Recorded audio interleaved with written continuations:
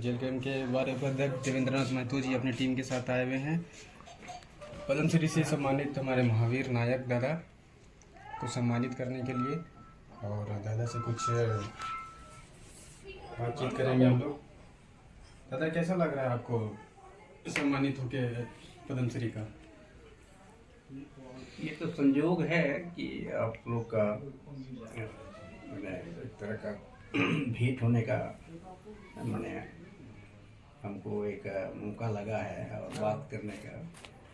और पद्मश्री तो सरकार की काम है, वो किनको देगा नहीं देगा, लेकिन इस बार तो आप लोग का सबका मैंने आशीर्वाद से, सबका दुआ से, सबका मेरी कृपा से झारखंड के तमाम युवा शक्ति और लोग हमारे बौद्धिक स्तर के हैं, महिलाएं भी हैं हम लोग, तो सबके आशीर्वाद से ये तो मिला है हमारे पद्मश्री। और राष्ट्रपति भवन से भी हमको लेटर मिल चुका है और बोला है कि हम बहुत जल्दी यहाँ से आपका बायोडाटा जा रहा है, देखो आपको उपस्थित होना है, ये बात है जी। और देख रहे काफ़ी पुरस्कार मिला है आपको इधर। हाँ, उधर देखिए ना, पूरा छोटा बड़ा हर संस्था देता है। हाँ, सिर्फ सरकार सम्मानित कर रहा है या बस, और उसके बारे में सोच रहा है कला संस्कृति के बारे में आगे कुछ वैसा आपको अपने जीवनी में वैसा कुछ अनुभव हुआ कि सरकार इस बारे में आगे बढ़े? देखिए ये हम इससे देश में जो अभी वर्तमान में प्रधानमंत्री हैं जी, उनका हम मैंने गुजार हैं, एक तरह से कहिए उनको हमको धन्यवाद देना चाहिए। ऐसे छिपे हुए कुटिया में साधारण परिवार लोग को मैंने नॉमिनेट करते हैं और उसके बाद पद्मश्री के लिए प्रेरित करते हैं, तो इससे बढ़ के और हम लोग क्या कह सकते हैं। और दूसरी चीज़ है कि हम जो बचपन से जिस लाइन पर हम हैं अभी भी कायम है, उस पर हमको लिखना बराबर पड़ता है। कविता, गीत, लेख, आलेख, नाटक, रूपक, ये सब चीज़ पर हम चर्चा करते रहते हैं। और पुरानी जो हमारी जितना यहाँ के एक तरह से कहिए कि विशेष व्यक्ति का यहाँ जन्म हुआ था जिन्होंने बहुत चीज़ लिख के छोड़ के गया, उनको भी हमको संरक्षण करना है, देखना है, उसको भी हम पढ़ते रहते हैं। जैसे डॉक्टर बीपी केसरी के यहाँ बहुत सारा पांडुलिपि वगैरह है, तो उसमें देखने से मिलता है कि बाप रे बाप, यहाँ ऐसे ऐसे महापुरुषों का जन्म हुआ है हमारे धाराधाम में, झारखंड के अंदर में, छोटनागपुर के अंदर में। पहले तो राज नहीं थी, हम लोग बिहार के साथ जुड़े हुए थे, तो ये सब चीज़ें हैं। तो हम उस पर बराबर चिंतन मंथन नहीं मेरा एक तरह से काम है। हम एचएससी से रिटायर के बाद यही काम वगैरह करते हैं, ज़्यादातर सामाजिक काम ही हैं। समाज के अंदर में जो सामाजिक कार्य हैं या फिर उससे कला, साहित्य, संस्कृति है, और सामाजिक से और भी बहुत सारे समस्याओं का चीज़ है जिस पर हम लोग को कुछ बातचीत करना पड़ता है या जाना पड़ता है सेवा में, तो हम लोग जाते हैं। हम लोग तो साधारण परिवार से हैं, तो साधारण लोग तो यहाँ काफ़ी हैं, जैसे ओबीसी हुआ, मैंने एसटी एससी हुआ, तभी इस तरह के बहुत सारे समाज अभी झारखंड के धराधाम में वास करते हैं। लेकिन उनका 75वां साल आज़ादी गुजर गया, लेकिन गरीब घर के भी लड़का लड़की लोग जब जवान हो जाता है, बचपन से लेके बाल बच्चेदार हो गया है, लेकिन आज 75वां साल में अगर पूछा जा सकता है तो उनको क्या मिला नहीं मिला, वो तो खुद एक तो देखने की बात है, समझने बुझने की बात है। तो उस तरह से झारखंड राज्य बहुत संपन्न राज्य है, खनिज संपदा से भी भरपूर है, कोयला खान है, सोना का खान है, अब्रक का खान है, अन्य खाने जो है बहुत कीमती जो चीज़ है, बॉक्साइट का ज़्यादा चीज़ है। लेकिन इतना कुछ होने के बाद भी यहाँ की जनता को, यहाँ के सारे लोग को मैंने जो मिलना चाहिए उसका रॉयल्टी या तमाम उपहार मिलना चाहिए, उसी का राज सब खुदाई हो रहा है, ले जा रहा है। तो सरकार से आपका क्या डिमांड है कला संस्कृति के विषय में? लोग कैसे प्रोत्साहित हों आजकल? तो सरकार से सही माने में कहिएगा तो यहाँ ये जो झारखंड का जो भाषा, साहित्य, संस्कृति है, उसका संरक्षण तो हम लोग चाहेंगे ही, कि उसका बॉडी नहीं रहेगा, उसका साहित्य नहीं रहेगा, आने वाले पीढ़ी क्या पढ़ेंगे लिखेंगे। तो हमारी जो यहाँ एक मान्यता के अनुसार 9 भाषा भाषी का जो चीज़ें हैं, और ख़ास करके हम तो नागपुरी के ज़्यादा मैंने ही रहे हैं बचपन से लेके अब तक, उसी पर हम अडीग हैं और उस पर लिखते भी हैं पढ़ते भी हैं। लेकिन हमारा राज्य में अन्य भाषा भाषी है जो हमारा है लोग, उनके लिए भी हम पूर्व को सोचना पड़ता है और उनके साथ कार्यक्रम में जाना पड़ता है, साथ में जाते हैं हम लोग। यही है सबसे बड़ा चीज़ है। तो वही हम कहते हैं कि सरकार जो है इस पर केंद्र सरकार, और हम तो केंद्र सरकार के साथ साथ जो है जिस राज्य में हम रहते हैं राज्य सरकार को भी एक माने कर्तव्य बनता है कि कला के क्षेत्र में जो हैं उनका भी देखभाल करना या उनके लाइक माने प्रोजेक्ट बना के उनको जो है जाना बुझाना प्रोजेक्ट में जो हम लोग को शामिल करना, ताकि हम लोग आगे बढ़ के जो है आने वाले पीढ़ी के लिए, आने वाले कलाकारों के लिए कुछ कर सके और अपना सुझाव दे सके। यही हम लोग का मनसा है, विचार भी है। क्या रहे आज के जनरेशन जैसे हो गए, आप लोग अनुभवी हुए, लेकिन आने वाला पीढ़ी को क्या कला में कैसे प्रोत्साहित करेंगे? जैसे विलुप्त होते जा रहा है हमारा संस्कृति में, नागपुरी है, बहुत सारा कल्चर है, वो विलुप्त होते जा रहा है आधुनिक जीवन में, उसको कैसे सरकार से डिमांड करेंगे? ये चीज़ें जो चीज़ है कि डिजिटलीकरण जो हो गया है जी, तो उसके लेकर जो है हमारे युवा शक्ति भी असमंजस में है।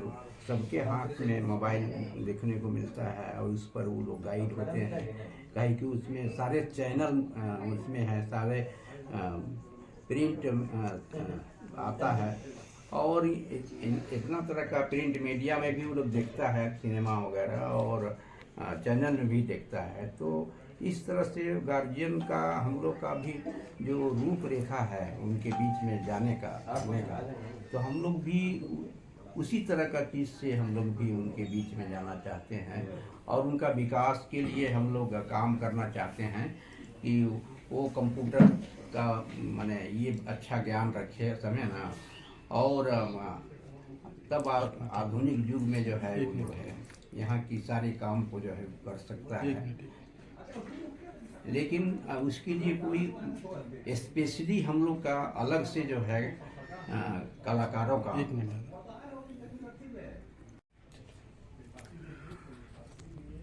मौजूदा जो सरकार है हमारी झारखंड में, राज्य सरकार, उससे कला को बढ़ाने के लिए उसमें आपका क्या राय है? कैसे बढ़ सकते हैं या क्या डिमांड रहेगी आपकी? देखिए, सवाल है कि मौजूदा सरकार के समक्ष मेरा अपना जो राय है कि यहाँ की जो भाषा है हमारी, यहाँ की जो संस्कृति है, यहाँ की जो कला है, संगीत है, और यहाँ की जो वाद्य यंत्र है, और यहाँ जो जिस वाद्य यंत्र और कला को लेकर हम लोग यहाँ प्रदर्शन करते हैं, गांव घर हम लोग का है, तो गांव घर में भी जो आखड़ा हुआ करते थे तभी ना, वो आखड़ा तो आज नींदा गया है, सो गया है, आखड़ा में कोई कार्यक्रम होता नहीं है। लेकिन उसकी जगह में जो क्लब वगैरह बने हैं, बहुत सारा ऑर्गेनाइजेशन बने हैं, और ऑर्गेनाइजेशन के पास अपना एक बहुत बड़ा थीम है, प्रोजेक्ट है, प्लानिंग है, वो तमाम लोग को भी हम लोग आग्रह करना चाहेंगे। सरकार तो सरकारें हैं, उनके पास जो चाहेगा सो कर सकता है, लेकिन सवाल है कि कलाकारों का भी माने हित के लिए सरकार को काम करना चाहिए। और कलाकार लोग यहाँ मैक्सिमम जो है वो साधारण परिवार से ही आते हैं, जैसे आदिवासी हुआ, SC ST में जो आया, OBC में जो आया, कोई बहुत बड़ा माने टाटा बिरला, गोयनका, सिंधिया, ब्रिटानिया, इस तरह का माने कैपिटलिस्ट लोग जो है न, तो नहीं है वो लोग, उन साधारण जीने खाने वाले लोग हैं, और उनको जो इस तरह का आपको माने पद प्रतिष्ठा से सम्मानित करते हैं, तो राज्य सरकार को भी चाहिए कि उसके लायक भी हम लोग को प्रोजेक्ट बना के और उन तमाम कलाकारों का उसका कोई इंस्टीट्यूशन हो, माने चलाने के लिए उसका कुछ स्कूल कॉलेज वगैरह जहाँ हो पढ़ाई वढ़ाई का उसका व्यवस्था करनी चाहिए। और उसमें हम CD DVD तमाम जो आजकल डिजिटली हम लोग करते हैं, जिसमें हम लोग अपनी बात को रख सकें, उसमें गीत गा सकें, बजा सकें, नाच सकें, और ताकि वो लोग देखें उससे और उसका ज्ञान वर्धन करें लोग। ऐसा ऐसा चीज़ तो है झारखंड के अंदर में। झारखंड लोकतांत्रिक क्रांतिकारी मोर्चा के देवेंद्र नाथ महतो कद्दावर नेता कहा जाते हैं, क्रांतिकारी हैं, बहुत बड़े आंदोलनकारी हैं। इनसे आप मिलने आइए, कैसा है इनका, कैसा? देखिए, तो पहला बार इनसे इनका एक संपर्क हुआ है और हमारे कुटिया में अपना दल बल के साथ ही पधारे हैं। हम बहुत बहुत इनका आभार प्रकट करते हैं और मने हम इनको कोटि कोटि धन्यवाद देना भी चाहेंगे कि ऐसा शख्स जो है, ऐसा लीडर जो है, युवा शक्ति का विचार जो हम इनका सुने, बातचीत सुने, तो हमको लगा कि झारखंड में भी एक से एक लाल लोग हैं ज़रूर, और वो लोग काम भी करना चाह रहा है। तो ऐसे लोग के साथ हम लोग भी एक सहकर्मी और उनके साथ मिल के ही काम करना बड़का उचित रहेगा, हम जैसे व्यक्ति के लिए। ऐसा हमारा विचार है, तो वैसा हम करेंगे भी भविष्य में। और ये जो देवेंद्र जी महतो जो हैं, एक बहुत बड़ा माने योद्धा हैं और इस विचार में ले के चल भी रहे हैं युवा शक्ति को, और वो बता भी रहे हैं सारी चीज़ को। तो इनके साथ तो हम लोग रहेंगे।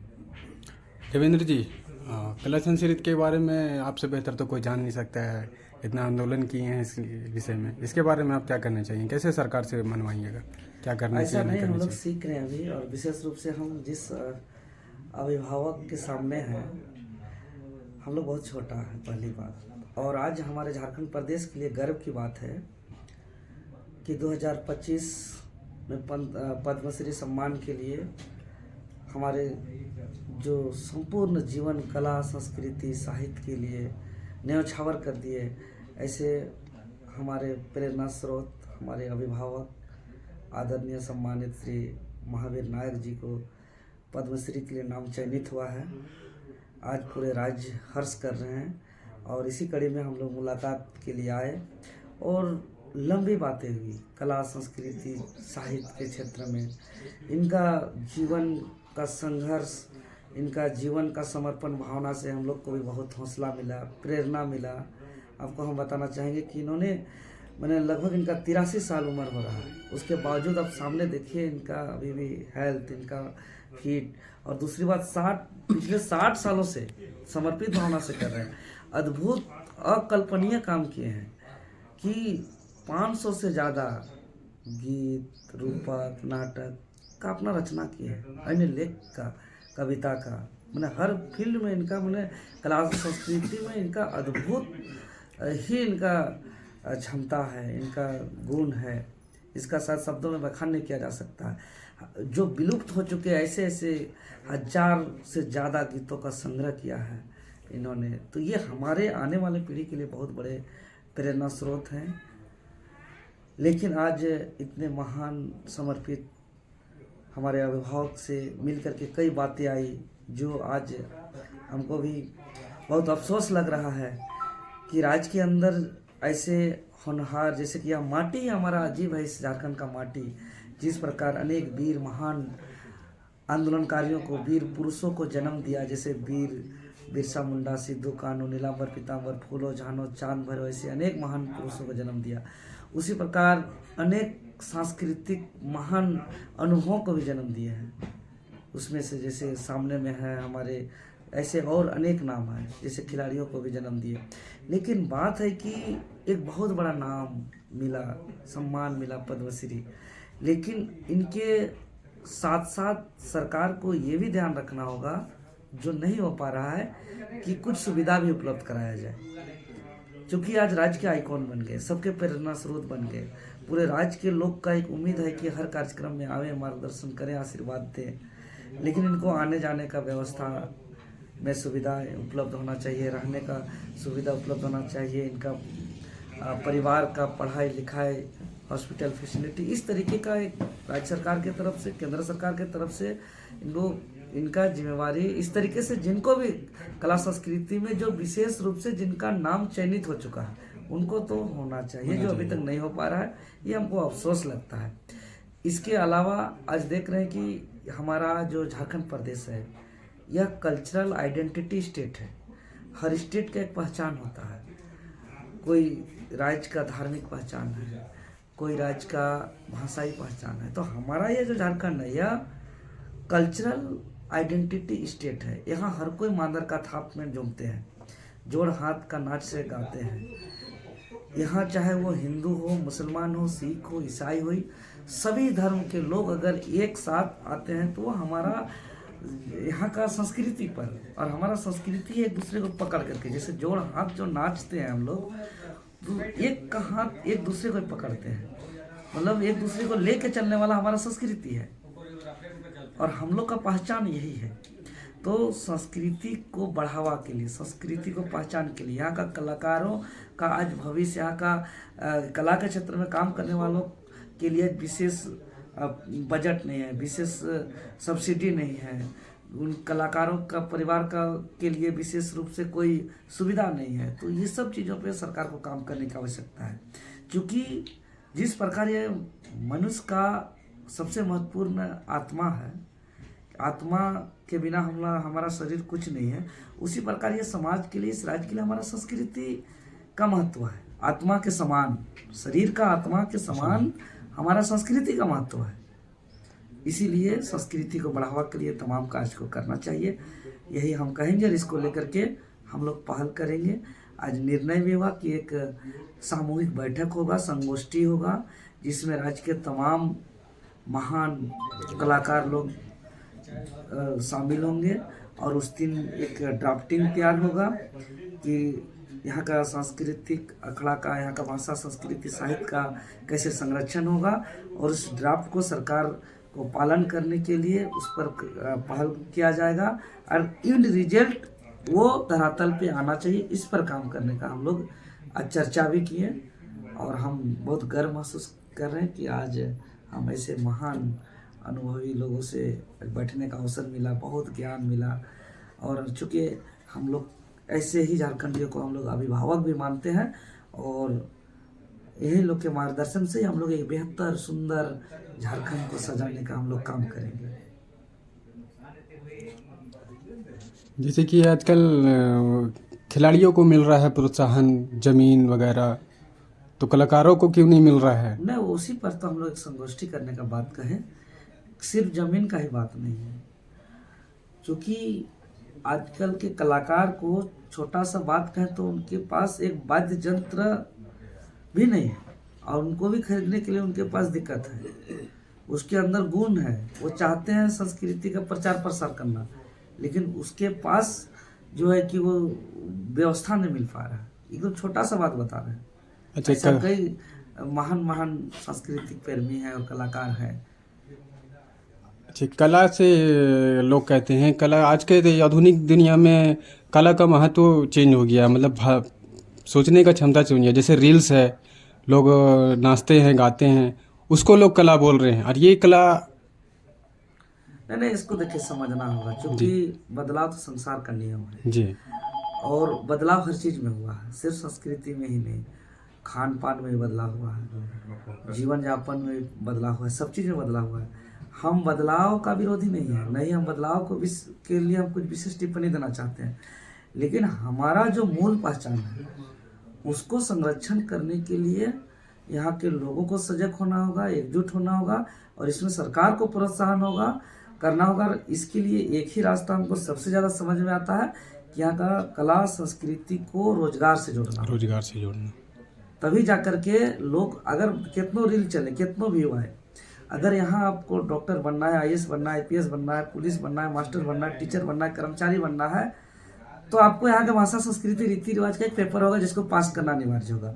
तो कितनों रील्स बनाए, कितनों कुछ करे, ऑटोमेटिक उसको पढ़ना होगा। रोजगार से जुड़ने का बात आ जा रहा है, तो इस तरीके से काम करने की आवश्यकता है। तो चलिए, धन्यवाद। ठीक, धन्यवाद। ये हमारे चलिए।